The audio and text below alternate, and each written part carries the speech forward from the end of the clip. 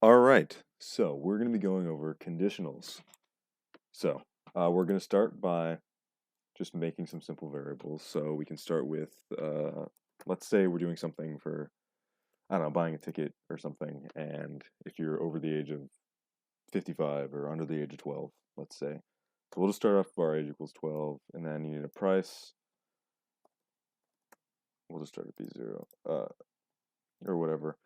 I guess you don't really need to do this right now. But anyway, so we're going to need an if-else statement. So if age is greater than, no, if age is less than 12, or, which is going to be the two lines, age is greater than 55, then your price is going to be discounted. So $10. Here we go. Price equals 10.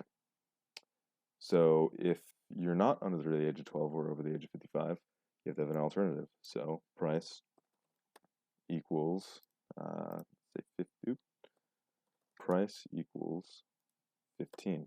All right.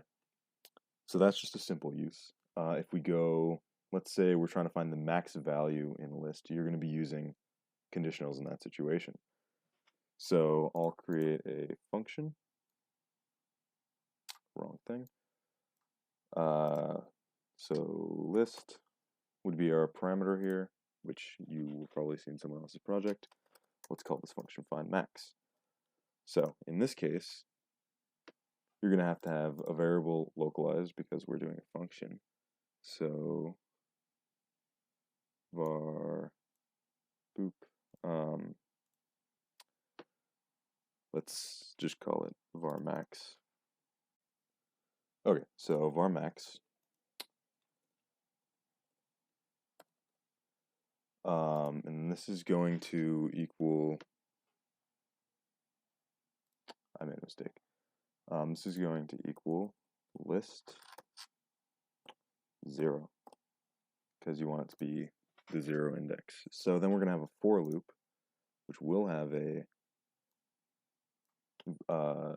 parameter in it. So for this case, the parameter is going to be, you want it to be list.length, because when you're going through your list, you want it to be the length of the list. So you're traversing through every single number. There we go. Can't think of words.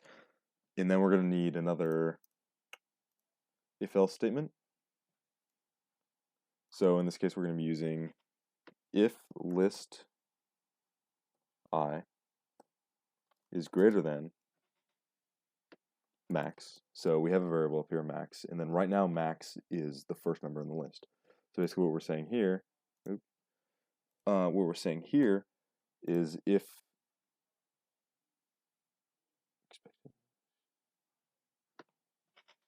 I don't know what the problem here is. Oh, I see it. So if this index list, so I will equal like 1, 2, 3, 4, whatever.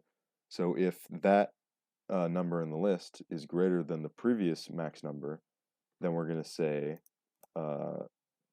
x, so max, is going to be equal to list I.